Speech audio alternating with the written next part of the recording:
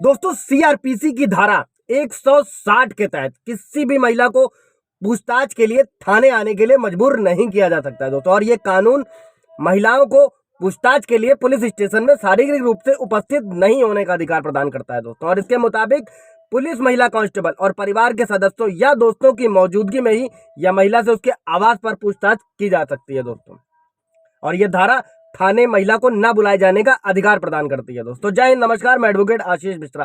तो आज हम लोग इसी मुद्दे को बहुत अच्छे से समझने वाले हैं कि महिलाओं के क्या क्या अधिकार हैं और एक महिला फ्री एडवोकेट मुफ्त कानूनी सलाह कैसे पा सकती है। दोस्तों क्या कानून है इसको लेकर, दोस्तों लाइक कर दीजिएगा, शेयर कर दीजिएगा, सब्सक्राइब कर दीजिएगा ताकि ये इन्फॉर्मेशन और लोगों को भी मिल सके और लोगों को भी हेल्प हो सके दोस्तों हर महिला को गरिमा और शालीनता के साथ जीने का अधिकार है दोस्तों। अगर कोई भी व्यक्ति कोई भी इसे भंग करने की कोशिश करता है तो उसे कानून में सजा देने का प्रावधान है दोस्तों। और महिलाओं के खिलाफ किए गए अपराध जैसे यौन उत्पीड़न धारा 354A, किसी भी तरीके से महिला को निर्वस्त्र करने का इरादा धारा 354B, लज्जा भंग करने के लिए किसी भी महिला पर हमला करना धारा 354, हाँ किसी भी तरीके से महिला की ताक झांक करना धारा 354C, सभी अपराधों के लिए दोस्तों दंड का प्रावधान है आईपीसी में। और अगर कोई व्यक्ति महिला का पीछा करता है तो उसके लिए धारा 354D के तहत भी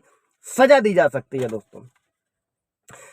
और अगर किसी मामले में दोस्तों महिला खुद आरोपी है, मान लीजिए कोई ऐसा मुकदमा है या कोई ऐसा आरोप है जिसमें महिला खुद आरोपी है और या कोई मेडिकल ट्रीटमेंट चल रहा है, तो ये काम किसी दूसरी महिला की मौजूदगी में ही होना चाहिए। और बलात्कार के मामले हैं अगर दोस्तों, तो संभव हो तो एक महिला पुलिस अधिकारी ही एफआईआर दर्ज कराती है। और इसके अलावा किसी भी आरोपी महिला को जब भी किसी भी महिला आरोपी होगी तो उस पर महिला अधिकारी जो पुलिस होगी उसी की उपस्थिति में सारे काम किए जाएंगे दोस्तों। और महिला को सूर्यास्त के बाद और सूर्योदय से पहले भी गिरफ्तार नहीं किया जा सकता दोस्तों। और अगर कोई ऐसी सिचुएशन है जिसमें गिरफ्तार करना है तो उसमें मजिस्ट्रेट की अनुमति आवश्यक होती है दोस्तों।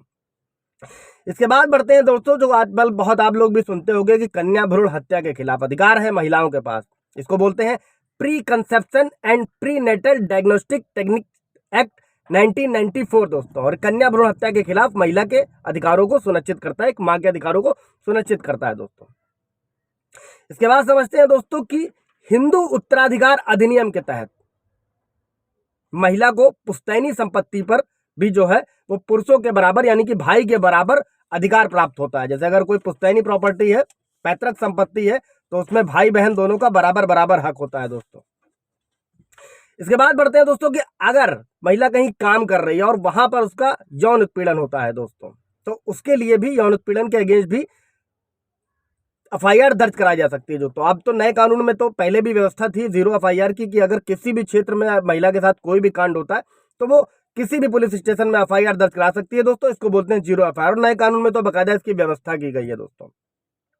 इसके बाद बढ़ते हैं दोस्तों कि अगर कोई महिला पुरुष के साथ लिव इन में रह रही है, रिश्तेदार हैं, घर में रह रही कोई भी महिला जैसे माँ या बहन, किसी के साथ भी किसी तरीके की मानसिक या शारीरिक हिंसा होती है तो इसे घरेलू हिंसा बोलते हैं दोस्तों। और इससे भी महिलाओं को सुरक्षा दी गई है दोस्तों। अगर घरेलू हिंसा जैसा अपराध हो रहा है दोस्तों, महिला घर में कोई भी महिला, बेटी, माँ, बहन कोई भी हो सकती है दोस्तों। हाँ 498A तब लागू होता है जब सिर्फ पति या उसके रिश्तेदारों द्वारा महिला को प्रताड़ित किया जा रहा हो, पत्नी को प्रताड़ित किया जा रहा हो। तो इसमें 3 साल की सजा का प्रावधान है या जुर्माना या दोनों भी लगाया जा सकता है दोस्तों।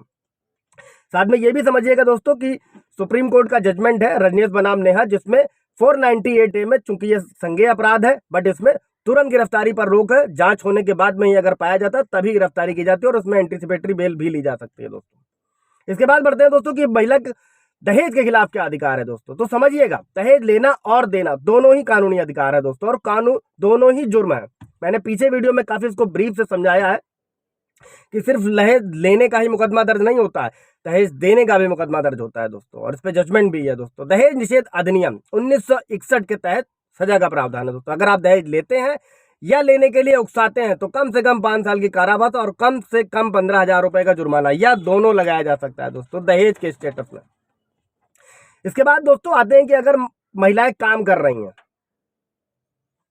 वर्क स्पेस में काम कर रही हैं, तो मातृत्व लाभ अधिनियम के तहत जब भी प्रसव होगा, मतलब प्रेगनेंसी होगी, जो पहले 12 सप्ताह थी इसे बढ़ाकर 26 सप्ताह कर दिया गया है दोस्तों।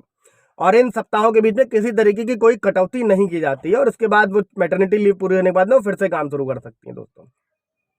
अब आते हैं दोस्तों मेन और बहुत ही मजबूत मुद्दे पे कि महिलाएं फ्री कानून, फ्री एडवोकेट कैसे ले सकती हैं दोस्तों। तो महिलाओं को भारतीय संविधान के अनुच्छेद 39A और इसी के साथ में विधिक सेवा प्राधिकरण 1987 की धारा 12 के तहत मुफ्त कानूनी सहायता पाने का अधिकार है दोस्तों। और महिला की आर्थिक स्थिति चाहे अच्छी हो या दयनीय हो, वो दोनों ही स्टेटस में महिला के लिए फ्री कानून की व्यवस्था है दोस्तों। और अगर किसी महिला के साथ दुष्कर्म हुआ तो वो भी मुफ्त कानूनी मदद पाने का पूरा अधिकार है दोस्तों उसको। और इसके लिए आप national legal services authority, state legal services authority, district legal services authority, online high court, online या ऑफलाइन, दोनों तरीके से संपर्क किया जा सकता है दोस्तों। इस पर मैंने पीछे वीडियो बनाया हुआ है, आप जाकर पूरा ब्रीफ में देख सकते हैं, समझ सकते हैं। और ये जो ऑफिसर्स होते हैं डीएलएसए के, ये सब कोर्ट के फ्रंट गेट पे ही होते हैं। पहला ऑफिस डीएलएसए का ही होता है दोस्तों। इसके अलावा आप वेबसाइट पे जाके नालसा की किसी भी तरीके की कानूनी सलाह, अगर आप जैसे महिलाएं हैं तो मुफ्त कानूनी सलाह वहां जाकर अप्लाई कर सकते हैं। इससे रिलेटेड कोई भी सवाल जवाब होगा दोस्तों तो पूछ लीजिएगा। Thank you.